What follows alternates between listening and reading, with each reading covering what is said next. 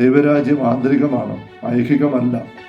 ഒരു വ്യക്തി ആബാപിതാവിൻ്റെ പക്കൽ, ദൈവത്തിൻ്റെ പക്കൽ അബ്ബ എന്നുള്ള ആ ഒരു വാത്സല്യത്തിൻ്റെ മനോഭാവം ഉള്ളിൽ ദൈവത്തെ അനുഭവിച്ചറിഞ്ഞെടുത്ത് ആദരവ് കൊണ്ട് നിറഞ്ഞ് അവിടുത്തെ നാം ഏറ്റവും പുതിയ നാമായിട്ട് മാറുന്ന അനുഭവം.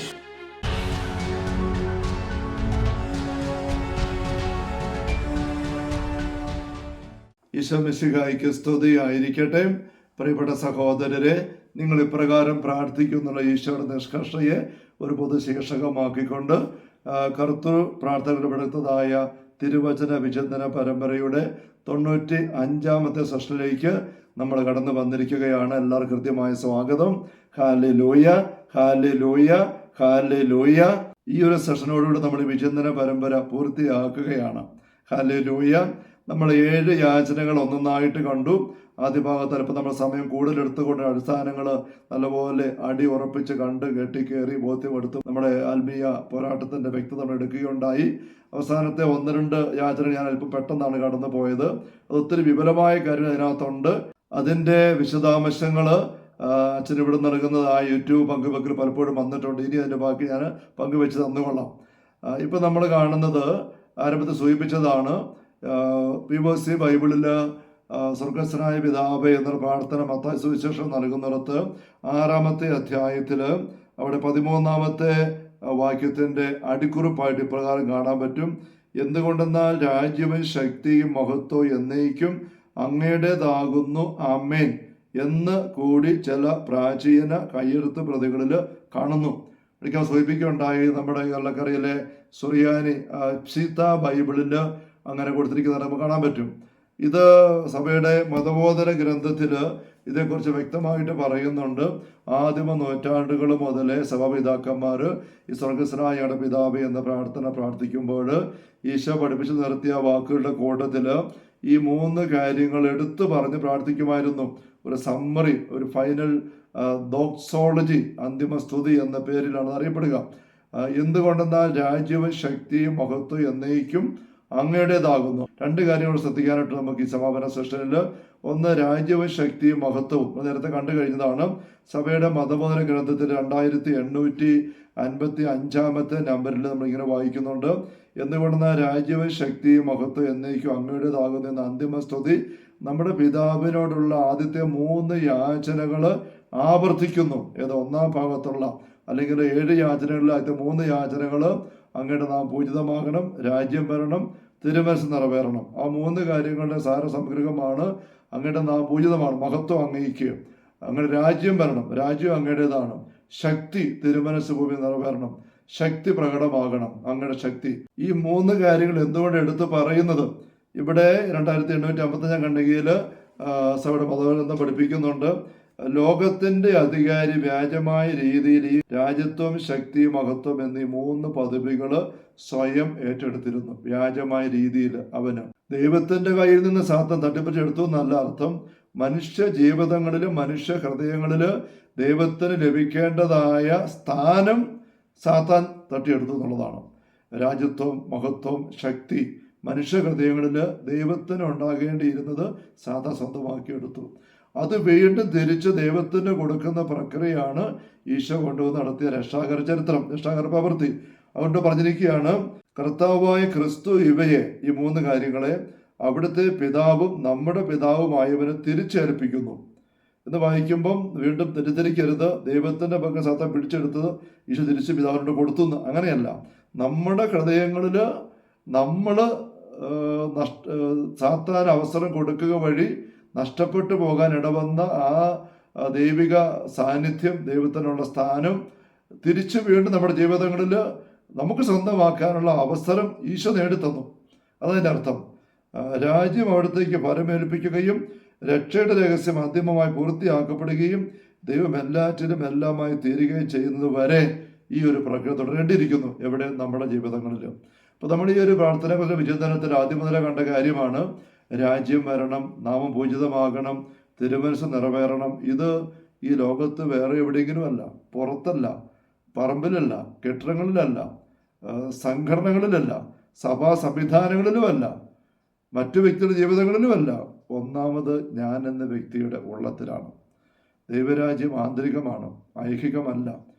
ഒരു വ്യക്തി ആബാപിതാവിൻ്റെ പക്കൽ, ദൈവത്തിൻ്റെ പക്കൽ അബ്ബ എന്നുള്ള ആ ഒരു വാത്സല്യത്തിൻ്റെ മനോഭാവം ഉള്ളിൽ ആ ദൈവത്തെ അനുഭവിച്ചറിഞ്ഞെടുത്ത് ആദരവുകൊണ്ട് നിറഞ്ഞ് അവിടുത്തെ നാം ഏറ്റവും പൂജിതമായിട്ട് മാറുന്ന അനുഭവം, അതാണ്. അങ്ങനെ നാം പൂജിതമാകണം.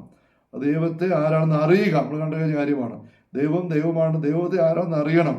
അവിടുത്തെ ആരും അറിഞ്ഞിട്ടില്ല. അതുകൊണ്ടാണ് ദൈവം മനുഷ്യനെ ഭൂമിയിലേക്ക് വന്ന് അവിടുത്തെ വെളിപ്പെടുത്തിയെന്ന് യോഹന്നാൻ സുവിശേഷം 1-ാം അധ്യായം 12-ാം വാക്യത്തിൽ വായിക്കുന്നുണ്ടല്ലോ. യോഹന്നാൻ 17:3 നമ്മൾ കണ്ടതാണ്. സത്യമായ അങ്ങയും അങ്ങയച്ച പുത്രനെ യേശു അറിയുന്നിടത്ത നിത്യജീവൻ. ആ ദൈവത്തെ നമ്മൾ അറിയുമ്പോൾ അവിടെ നിനക്കുള്ള സ്നേഹം കൊണ്ട് നമ്മുടെ ഉള്ളിൽ നിറയും. നമ്മൾ ആദ്യം കണ്ട കാര്യമാണ്. അങ്ങനെ സ്നേഹവും ആദരവും കൊണ്ട് നമ്മുടെ ഉള്ളിൽ നിറയുമ്പോൾ ആ ദൈവം പറയുന്ന കാര്യമെല്ലാം നമ്മൾ അനുസരിക്കും. അവിടുത്തെ രാജ്യം നമ്മൾ വരാൻ തുടങ്ങും. അപ്പോഴാണ് സ്വർഗത്തിൽ ദൈവം എന്താണോ ആയിരിക്കുന്നത്, എങ്ങനെയാണ് ആയിരിക്കുന്നത്, അതിൻ്റെ പതിപ്പ് എങ്ങനെ പർദീസയിൽ അവിടുന്ന് ഭൂമിയിൽ സജ്ജീകരിച്ചുവോ ഉൽപ്പത്തി 2 കാണുന്നത്, ആ ഒരു അനുഭവത്തിലേക്ക് നമ്മുടെ ഉള്ളം കയറി വരിക. അവിടുത്തെ തിരുമന സ്വർഗത്തിലെ പോലെ ഭൂമിയിൽ എൻ്റെ ഉള്ളത്തെ മനുഷ്യ ഹൃദയങ്ങളിൽ കടന്നു വരിക.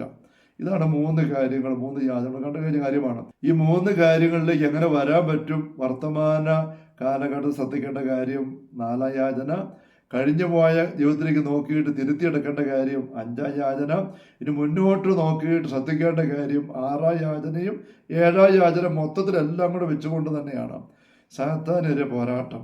ഇത് ഉള്ള ബോധ്യത്തോടെ പ്രാർത്ഥിച്ച് പൂർത്തിയാക്കിയ സഭാപിതാക്കന്മാർ ആദിമ നാളുകളിൽ തന്നെ അറിയാതെ കൂട്ടിച്ചേർത്ത് പറഞ്ഞു.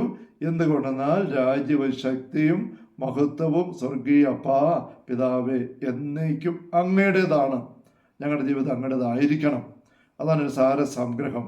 അവിടെ കൂട്ടിച്ചേർത്തിരുന്ന രീതി അങ്ങനെ ആദ്യ നാളുകളിൽ തന്നെ വന്നതാണ്. ഇന്ന് നമ്മുടെ കുർബാനക്രമത്തിൻ്റെ ഔദ്യോഗിക പ്രാർത്ഥനകളുള്ള സഭ ഇന്നും ഇത് കൂട്ടിച്ചേർച്ചിട്ട് നമുക്കറിയാം. എന്ന് കൂടുന്ന രാജ്യശക്തി മഹത്വം അങ്ങയുടേതാണ്. അപ്പോൾ ഞാൻ പറഞ്ഞ 2 കാര്യം ശ്രദ്ധിക്കാനുണ്ടെന്ന്, 3 കാര്യങ്ങൾ നമ്മുടെ ലൈഫ് സംഭവിക്കണം. ഇനി അങ്ങയുടേതാണെന്ന് പറയുമ്പം അവൻ്റേത് ഏത് മറ്റവൻ്റേത് അല്ല എന്ന അർത്ഥം അവിടെയുണ്ട്. സാത്താൻ്റേതല്ല, അങ്ങയുടേതാണ്. എൻ്റെ ജീവിതത്തിൽ അങ്ങയുടേതാണ്, അങ്ങയ്ക്ക് അവകാശപ്പെട്ടതാണ്, അതങ്ങനെ തന്നെ ആയിരിക്കും. അല്ലാതെ മറ്റവന് കൊടുക്കാൻ ഞാൻ സമ്മതിക്കുകയല്ല, ഞാൻ ആഗ്രഹിക്കുന്നില്ല, ഞാൻ അനുവദിക്കുകയല്ല. ദൈവമേ എന്നെ ചേർത്ത് പിടിക്കണേ. അങ്ങയുടേതാണ് എൻ്റെ ജീവിതത്തിൽ രാജ്യം, ശക്തി, മഹത്വം അങ്ങയുടേതാണ്. സാത്താന് എൻ്റെ ജീവിതത്തിൽ അവസരം കിട്ടാതിരിക്കട്ടെ. എനിക്കൊരു അവൻ്റെ പ്രേരണ ഞാൻ അനുസരിച്ചും അവൻ്റെ ആശ്വാസം സ്വീകരിച്ചും അവൻ നയിക്കപ്പെടുന്ന അവസ്ഥയിലേക്ക്, നരകത്തിൻ്റെ അവസ്ഥ ലൈഫിൽ കയറുന്ന അവസ്ഥയിലേക്ക് ഒരിക്കലും പോകാതിരിക്കട്ടെ. രാജ്യവും ശക്തിയും മഹത്വം എന്നേക്കും അപ്പാ അങ്ങയുടേതാണ് എന്ന് പറഞ്ഞ് അവസാനിപ്പിക്കുകയാണ്. സ്നേഹമുള്ള സഹോദരങ്ങളെ, നമ്മൾ കർത്തൃ പ്രാർത്ഥനയിലൂടെ ഒന്ന് കടന്നു വരികയായിരുന്നു. നിങ്ങൾ ഇപ്രകാരം പ്രാർത്ഥിക്കുമെന്നുള്ള നിഷ്കർഷയോടുകൂടെ ഈശോ പഠിപ്പിക്കുന്നതാണ് നമ്മൾ കണ്ടു.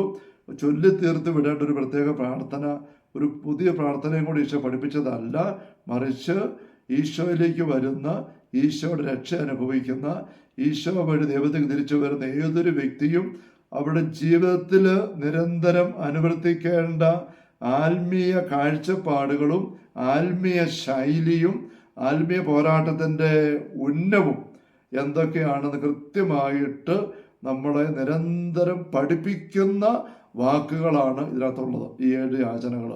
അതുകൊണ്ട് നമ്മൾ ആദ്യം കണ്ട് സഭേതക്കന്മാർ പറയുന്നത് സുവിശേഷം മുഴുവൻ്റെയും സാരസംഗ്രഹമാണ് ഈ കർത്തൃ പ്രാർത്ഥന. ഈ കർത്തൃ പ്രാർത്ഥനയിൽ ഇല്ലാത്തതായിട്ട് ഒരു പ്രാർത്ഥനയും നമുക്ക് ബൈബിളിൽ കാണാണ്ട് പറ്റുകയില്ല. നമ്മൾ പ്രാർത്ഥിക്കേണ്ട കാര്യങ്ങൾ എന്തൊക്കെയാണെന്ന് മാത്രമല്ല, അത് ഏത് ക്രമത്തിൽ പ്രാർത്ഥിക്കണമെന്നും ഈ പ്രാർത്ഥന നമുക്ക് വ്യക്തമായിട്ട് പഠിപ്പിച്ചു തരുന്നു. സഭയിലൊക്കെ അവർ പഠിപ്പിക്കുകയുണ്ടായി. അതിനു മുമ്പ് നമ്മൾ CCC പ്രാർത്ഥനയെക്കുറിച്ചുള്ള സെഷൻ ആരംഭിക്കുമ്പോൾ പലരും ശ്രദ്ധിക്കുകയുണ്ടായി. പ്രാർത്ഥനയെന്ന് പറയുന്നത് ഒരു യാചനയുടെ വിഷയമല്ല, ഒരു പോരാട്ടത്തിൻ്റെ വിഷയമാണ്. ആ പോരാട്ടം നടത്തിയ വ്യക്തികളായിട്ടാണ് നമുക്ക് ഈശോയെ കാണാനായിട്ട് പറ്റുന്നത്, ബൈബിളിലെ വിശുദ്ധ വ്യക്തിയെ കാണാനായിട്ട് പറ്റുന്നത്, സകല വിശുദ്ധരെയും കാണാൻ പറ്റുന്നത്. ഈ പോരാട്ടം എന്തിനെതിരെ, ആർക്കെതിരെയാണ് നമ്മൾ കണ്ടു കഴിഞ്ഞാൽ ആദ്യം തന്നെ അത് സാത്താൻ എന്ന ശത്രുവിനുള്ള പോരാട്ടമാണത്. രണ്ടാമത് നമ്മുടെ തന്നെ ബലഹീനതയ്ക്കെതിരെ പോരാട്ടവുമാണ്. ഇത് പ്രാർത്ഥന വഴി നമ്മൾ നടത്തേണ്ടിയിരിക്കുന്നു. അങ്ങനെ നമ്മൾ പൊരുതി വിജയിക്കുന്ന ഒരു പോരാട്ടത്തിൻ്റെ വിജയത്തിൻ്റെ ജീവിതമാണ് നമ്മുടെ ആത്മീയ ജീവിതം. Hallelujah, hallelujah, hallelujah. വാസ്തവത്തിൽ സ്നേഹമുള്ള സഹോദരങ്ങളെ, പ്രാർത്ഥനയെക്കുറിച്ച് നമ്മൾ വചനത്തിൻ്റെ ആഴങ്ങളിലേക്ക് നോക്കുമ്പോൾ ദൈവത്തിൻ്റെ പക്കൽ എന്തെങ്കിലും കാര്യങ്ങൾ യാചിച്ച് ചോദിച്ച് മേടിക്കുന്നൊരു പ്രക്രിയ അല്ല പ്രാർത്ഥന. മറിച്ച് ദൈവം നമുക്ക് വേണ്ടി കരുതി വച്ചിരിക്കുന്ന കാര്യങ്ങളിലേക്ക് നമ്മുടെ ജീവിതത്തെ ഒന്ന് തിരിച്ചു കൊണ്ടുവന്ന് തുറന്നു വെച്ച് ഒരുക്കി ആ ദൈവത്തിൻ്റെ വഴിയിലൂടെ നമ്മളെ കൊണ്ടുപോകാനായിട്ട് നമ്മുടെ തന്നെ ബലം പ്രയോഗിച്ച് ദൈവം നമുക്ക് നേടി വെച്ചിരിക്കുന്ന ഈശോ വഴി നേടിയ കൃപാവരങ്ങൾ പ്രാർത്ഥന വഴി നമ്മളിലേക്ക് എടുത്ത് പൈശാചിക അരുവികളെയും തിന്മ സാന്നിധ്യങ്ങളെല്ലാം പൊരുതി മറികടന്ന് വിജയിച്ച് മുന്നേറുന്ന പോരാട്ടത്തിൻ്റെ പ്രക്രിയയാണ് പ്രാർത്ഥന. വെറുതെ യാചനയല്ല. കണ്ടതാണെന്നല്ലോ ആരംഭം തന്നെ. ചോദിക്കുന്നതിന് മുമ്പ് തന്നെ നിങ്ങളുടെ ആവശ്യം പിതാവ് അറിയുന്നു. എന്ത് ഭക്ഷിക്കും, എന്ത് ധരിക്കും, എന്ത് കുടിക്കും, ആകുലപ്പെടണ്ട. ഇതെല്ലാം പിതാവിന് അറിയാം നിങ്ങൾക്ക് ആവശ്യമാണെന്ന്. അവിടെ തന്നെ കരുതിയിട്ടുണ്ട്. ഒറ്റ കാര്യം ചെയ്തേ, അവിടുത്തെ രാജ്യവും അവിടുത്തെ നീതി ആദ്യം അന്വേഷിച്ച് ബാക്കി എല്ലാം കൂടിച്ച് തരപ്പെടും. അത് അന്വേഷിച്ചുകൊണ്ട് ദൈവത്തിന് പ്രിയപ്പെട്ട മക്കളെ ജീവിക്കാനുള്ളതെല്ലാം ഈ പ്രാർത്ഥനയിൽ തമ്പുരാൻ ഉൾച്ചേർത്തിട്ടുണ്ട്. നമ്മളത് കുറേ എല്ലാം ഒന്ന് കണ്ട് വരികയായിരുന്നു. അല്പം നീണ്ടുപോയോ എന്നൊരു ശങ്ക എനിക്ക് ഇടയ്ക്ക് ഉണ്ടായിരുന്നു. അത് അവസാനം വന്നപ്പോൾ ഞാൻ ഇച്ചിരി സ്പീഡ് ചെയ്താണ് തീർത്തത്. അത് നമുക്ക് ഒരുപാട് കാര്യങ്ങൾ അവസാനത്തെ 2 യാതനയെക്കുറിച്ച് പറയാൻ എൻ്റെ ഉള്ളിൽ തള്ളി വരുന്നുണ്ടായിരുന്നു. ഞാൻ ബോധപൂർവ്വം ഒന്ന് നിയന്ത്രിച്ചത് ഒതുക്കിയതാണ്. ഞങ്ങളുടെ സഹോദരങ്ങളെ ആ മേഖലയെക്കുറിച്ച് അറിയേണ്ട കാര്യങ്ങൾ ഞാൻ തുടർന്നുള്ള അവസരങ്ങളിൽ നമ്മുടെ യൂട്യൂബ് ചാനലിൽ പങ്കുവെക്കും. ചെറിയ ഒറ്റപ്പെട്ട ടോക്കുകളായിട്ട് നിങ്ങൾ ശ്രദ്ധിക്കുക. അതിലൂടെ നമുക്ക് ഈ പ്രാർത്ഥനയുടെ ആഴങ്ങളിലേക്ക് വീണ്ടും ഇറങ്ങാനായിട്ട് സാധിക്കും.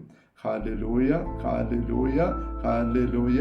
ഞങ്ങളുടെ സഹോദരങ്ങളെ നമുക്ക് നല്ല ദൈവത്തിൻ്റെ ആശീർവാദം പ്രതിപക്ഷിത അമ്മയുടെ മാധ്യസം വഴിയായിട്ട് സ്വീകരിക്കാം.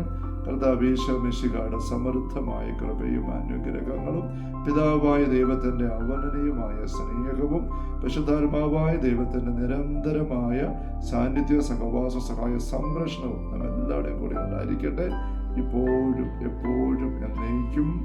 ആമേൻ. ഈശോ മിശിഹായ്ക്ക് സ്തുതിയായിരിക്കട്ടെ.